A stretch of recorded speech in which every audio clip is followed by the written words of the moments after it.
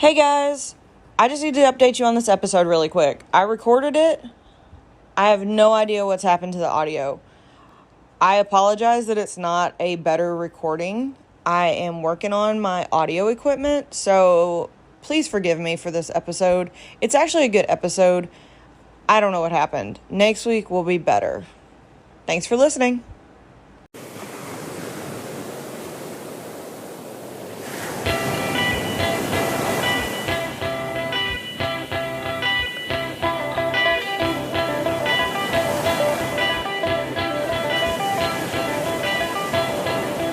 Hey guys, welcome to That Florida Feeling. How are you guys this week? It's hot. I mean, it's Florida, but it's hot. Hey, I'm just complaining, okay, but it's still hot. So I hope you guys are having a good week. It's been interesting for me. It's been a really interesting, good week. I got to attend the 10th anniversary party for Big Storm, and that was really fun. Not really sunburned, but had a lot of fun. It's really interesting. I like the new, well, it's not new. I guess it's old, but they re-released it, the Firestorm IPA. Huge fan of that. I also got to go to Ybor. That was kind of fun. Side note, I'm glad that we all agree that Tampa Cubans are better than Miami. And then for those of you who just want the Cuban coffee, I still agree with you there. Like, not even gonna lie. Both of them are fantastic. But I just like the Cubans from Tampa. I don't know why. Just the bread, the way they cut it. I don't know. Maybe it's just because I've lived in Tampa longer. But whatever. Still a huge fan. Carmine's in Ybor. Absolutely fabulous place to get a Cuban. Especially if you go at lunch, you can get a Cuban and a bowl of beans and rice. It's like $15. Fantastic deal. Ybor is a fun place. If you've never been, I definitely recommend going. I think, yeah, I talked about it in the Tampa episode, but it's still one of my favorite places in Florida. So thank you to everyone who has liked, subscribed, interacted with the Facebook, Instagram, Twitter. I just found out that I am number 31 or out of the top Florida podcasts. So thank you guys so much. That's amazing. I don't know. I guess when I started this, I still didn't think it would take off like it has. So thank you guys. You guys have simply been amazing. Also, I just did an interview for a magazine about the podcast, and again, that couldn't have come thanks to you guys. Thanks to the support. You guys want me to continue doing this and all the fun topics we talk about. I appreciate it. Did you guys like last week's episode? I thought it was pretty good. Maybe not one of my best, but pretty good. All right, guys. So for this week, we're gonna go back to the basics. We're just gonna talk about Florida. I know a lot of people have continued to move here. I know there's a lot of new people here. I know it's still a huge top destination for traveling. So I'm just gonna go through the basics on Florida. I did find out though in 2020 there were almost 1,000 people moving to Florida each day. None of that surprises me. The housing crisis is real, and it's not getting any better. If you want to move to Florida, I still encourage you to do so. Just know that you are not alone, and that it is expensive. I actually think it tops the most expensive state, and there's a reason. Everybody wants to live near the beaches, and it'll cost you no. So just keep that in mind. Definitely do your research if you want to move. I get comments from people all the time, "Oh, I want to move there," and I hope you do. It's a great, fun, not so depressing place to live. But just do your research, guys. Second thing is that panthers are indigenous to Florida. And I think that's kind of cool. I mean, a lot of people in Florida think that everything is a reptile and going to eat you. Second half might be a little bit true. But yeah, Florida actually has panthers, and they're indigenous. And actually, Florida is the only place that panthers are truly indigenous. But they mostly stay in the South. That's why there's a hockey team named after them in South Florida, because you often see them in South Florida. I know that there's a lot of times on the news where they're in Naples or outside of Miami, definitely towards the Everglades. So that's kind of cool. We have our own little animals, aside from alligators. Did you know that Florida is the only place where alligators and crocodiles live together? Yep, it's in the Everglades. I thought that's kind of cool. I mean, of course, who knows where else is living in the Everglades? It just feels like you can discover new species down there all the time. But if you do want to know about the Everglades, I did do, actually about a year ago, It's been about a year. I did a topic on the Everglades. It was about an hour long. It's a really interesting, actually, probably one of my best episodes because I really get into the history of the Everglades and why it's actually important for Florida. Um, the Everglades is kind of the reason a lot of Florida doesn't flood, believe it or not. But it does talk about the animals and the wildlife and the fish, and I even talk about the moss in the Everglades. Because I'll be honest, pretty much everything in the Everglades is actually kind of fascinating. How it just doesn't eat each other. So that was really cool. Did you guys know that Florida's the flattest state in America? Right? I mean, if you live here, you're pretty much like, yeah, no, I get it. No, it's actually the flattest state, which kind of doesn't really surprise me. I think that the highest point in Florida, if I remember right, is towards Lake Wales, which is kind of close to Bok Tower. But yeah, that I actually have a picture at Bog Tower, standing on this we're gonna call it a hill, and I think they call it a mountain, but it's a hill, and it actually has a slope to it. It's the only really hill part in Florida. That's the spine of the state, basically, and I guess that's where when it was created, there might have been mountains at one time. We don't know, but I mean that would have been pretty cool if there were mountains in Florida. I mean, it kind of might have made it like the rest of every other state, or at least the East Coast, but still, nonetheless, Florida is the flattest state, and it it is very apparent if you walk around any part of Florida. It's kind of a running joke that the bridges are the only hills you'll ever have in the state. So I thought that was pretty interesting. Although it works really well when you're working out because you don't have to stress too much. But then you know it when you walk over a bridge, which I recommend doing. Like, you actually get some really cool views from some of the bridges, especially like if you're staying in Clearwater and you walk over the bridge from like the little downtown area to the beach. First of all, it's a really big bridge, but it's really fascinating. You actually get to see some really cool views, especially the water, the intercrystal down below. What do you think is Florida's largest city? You're probably yelling Miami at me. And I wouldn't disagree with you, except that it's not. It's actually Jacksonville. Um, Jacksonville is the unassuming biggest city in the state, actually in the U.S. In the continental U.S., Jacksonville is by far the largest city. It clocks in at 840 square miles, and that includes Duval and Baldwin counties. The population isn't actually that big. It's just the sheer area that covers the actual city itself, and that makes it the largest in the continental U.S. But it's also really cool. Jacksonville is an interesting place. I can honestly say there is no place in Florida like Jacksonville except for Jacksonville. But they do have a really cool network of urban parks. There's like 300 or something, I think. And it's really strange because like Jacksonville, you be driving down the street one minute and you're in a really, really nice area, and you look over the next minute and you're like, what the crap? I don't belong here. And that's not even a joke. Like, it's Jacksonville. You know, it's, I have a lot of respect for the people who live up there. It's not the greatest city.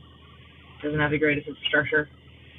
Has quite more jobs than a lot of parts in Florida, especially in the northern part. But, man, that's just a city unto itself. Like, the downtown area is really nice, especially over TIA Field. But there's some parts of Jacksonville you don't want to be in. Actually, Cat Williams has a really funny thing about Jacksonville on one of his stand-ups. So, surprise, surprise, Florida's where refrigeration was invented.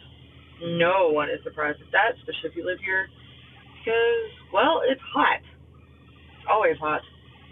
Actually, so, side note, Key West actually has usually the hottest temp in the U.S. Not surprising. It's all the way down in the south on an island. But yeah, back to refrigeration. Refrigeration was actually invented in Florida. 1851, actually. American doctor John Gorey built and patented a machine that would produce ice, and he used it to keep patients cool. Therefore, he got the name Father of Refrigeration and AC. But they're still saying that who actually invented it is in contention, but we're going to say it was in Florida. We're going to definitely say it was Dr. Gorey in Florida, and he would use it to treat, it gets hot, you get sick, it's dehydration. He used to treat that. But he also treated tropical diseases, So it's no surprise that he would create something like that. Of course, we all know St. Augustine is the oldest European settlement in North America, 1565. If you've never gone, go. It's a really interesting city. You can walk through it and smell 14 smells in 5 seconds, some of which are going to include probably piss and vomit. But then you're going to get a whiff of pizza and you're hungry again. That is St. Augustine. They're home to some really old buildings, lots and lots and lots of ghosts. I have plenty of stories about that on myself. But yeah, St. Augustine is a really cool place. I recommend going once, especially if you're into history, especially if you just want to know about the state of Florida. I recommend to start where it started. And for those of you yelling, Pensacola was first, yes, I know Pensacola was first. It was founded in 1521, but it didn't make it. Hurricanes. So we have St. Augustine as its first city. And so actually, yeah, because it's been there that long, it's the longest continually inhabited European founded city in the U.S. So, oldest city. A lot of people also think that the first Thanksgiving was actually in St. Augustine. There is no proof of that, but they think that approximately 50 years before the Pilgrims were said to have shared a meal, the Spanish did the same with the Native American tribes. Of course, the Pilgrims had turkey, and down in Florida, you probably ate something like shellfish, alligators, maybe a wild turkey, maybe a tortoise, lots of fish, who knows. So, if you've ever been in Florida and you moved to Florida, you know that every afternoon we have a tradition of thunderstorms, although there was one at midnight last night that shook the whole apartment, but yay! Anyways, it's summer, it's going to happen. But Florida is the highest rate of lightning strikes per capita in the U.S. Fun fact, the highest per city is Clearwater. But yeah, if you've ever been here in the afternoon, you know it can get pretty intense. It can get pretty wicked. If you see my TikTok recently, you know that that's also the case. But yeah, it's every day we have the storms. Storms roll through. The hot air adds to them, it fuels them, and then they can get pretty intense. And therefore, we have lots of lightning. Thanks to being surrounded by warm water, it just kind of adds to this. Our peak season for lightning is usually June, July, and August. But it's Florida. I can literally say that thunderstorms can happen at any time. But you know what? That's just part of Florida's charm. Oh, look, it's raining. Wait a minute, it'll change. 5 minutes later, there's the sunshine, the humidity's back, and bam, you're back at the beach. Although, side note, if you are ever sitting at the beach and it starts to thunder, please leave immediately. Please go inside. Please do not do that. More people get struck by lightning at the beach than they should. All right? I know. Wait 5 minutes, the sun will come out. That's great. Go wait in the bathrooms. Go wait at the bar. Go find something to eat. Do not sit on the beach and wait. It is not worth your life. All right. Did you know that Florida is where the world's first scheduled passenger service airline flew? You're like, wait a minute, what happened to Kitty Hawk? Well, Kitty Hawk was a thing, but on January 1st, 1914, the world's first scheduled passenger airline took off from Tampa and landed in St. Pete, which is absolutely hilarious to me because, well, now there's 3 bridges that you just drive over in 30 minutes. But anyways, yes, the first scheduled passenger airline operated from Tampa to St. Pete. So that's pretty cool that the inaugural flight actually happened. It was piloted by Tony Janis, and the first passenger was former mayor of St. Pete, Abram C. Phil, and it took 23 minutes, and they traversed 21 miles.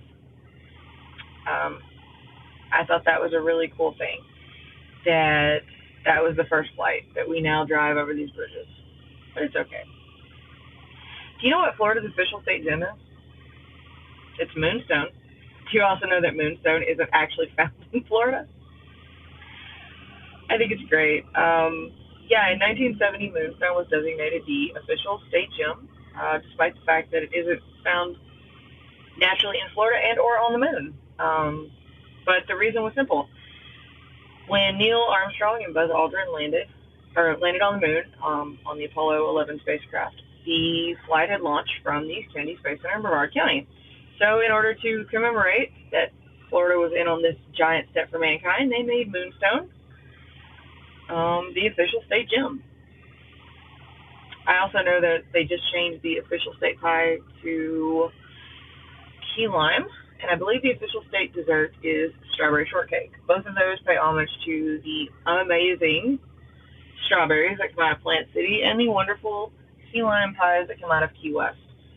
Although I'm telling you, man, Publix knows what it's doing on some key lime pie, y'all. Mm. Did you know that Florida is home to the dive capital of the world? Yeah, that's right, of the world. I know most people probably think like Hawaii, Thailand, some other tropical paradise, but no.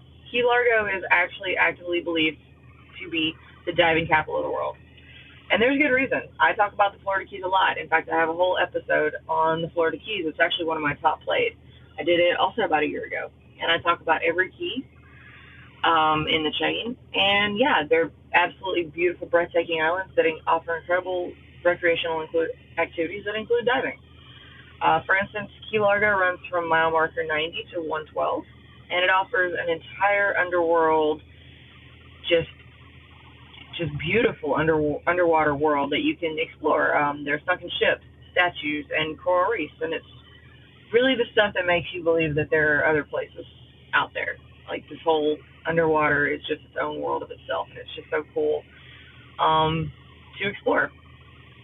So if you're looking to dive or even snorkel, I actually went snorkeling down there quite a bit when I was younger. Although I think Marathon is prettier to snorkel in, but that's just my opinion. But yeah, Key Largo is the dive capital of the world.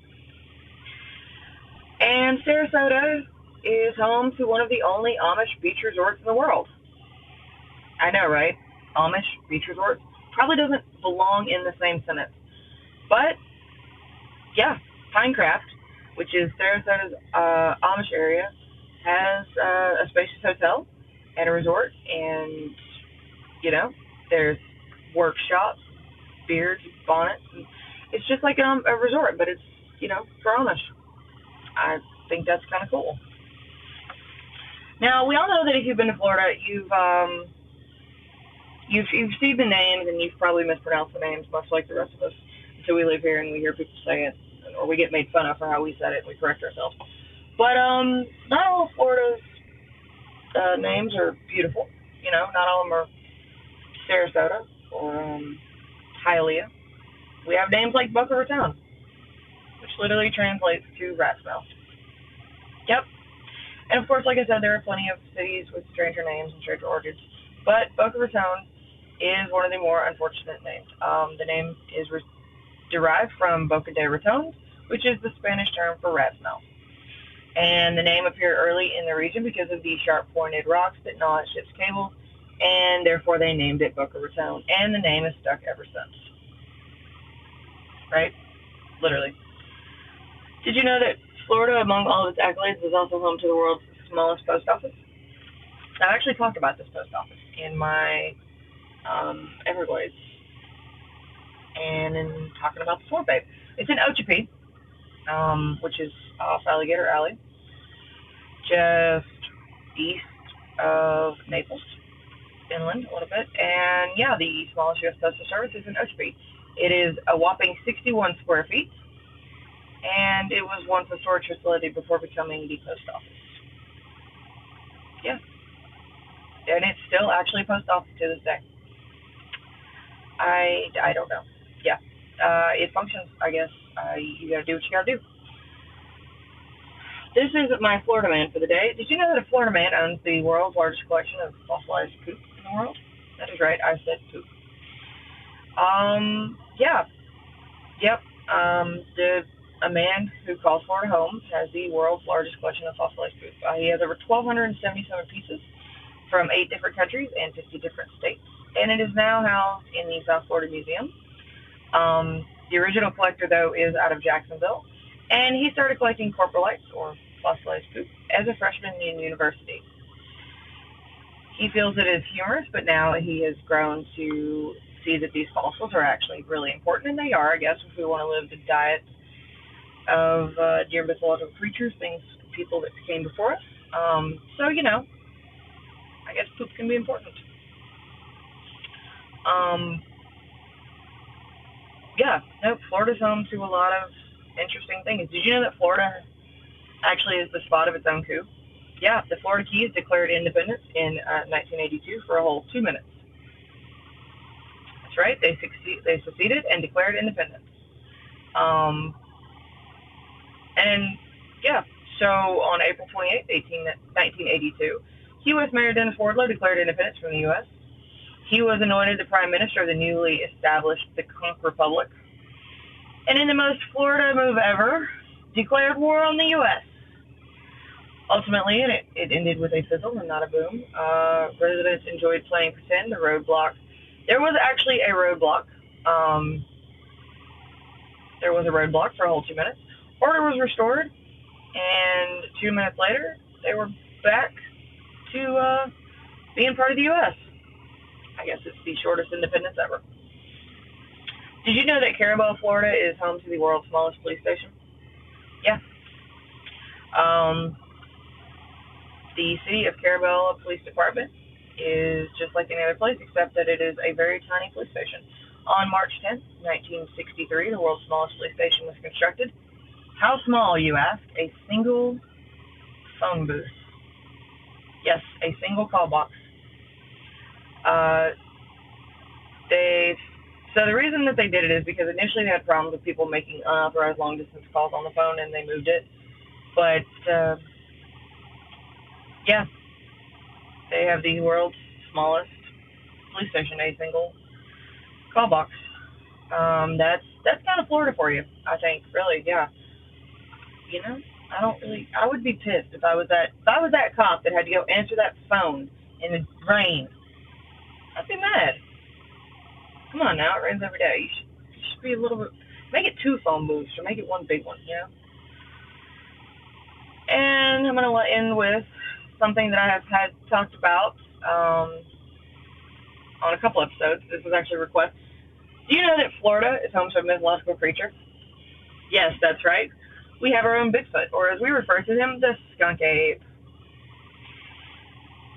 And even Smithsonian has actually talked about the skunk ape. It's a mythological creature. It's in the Everglades. It's our version of the Bigfoot. And it is reported to have a pungent odor, hence the name skunk ape. Reports of a large, docile creature covered in hair that looked like a big human, kind of similar to Bigfoot, have been seen all over South Florida. I actually talked more about this in Florida Myths and Facts, one of my very first episodes.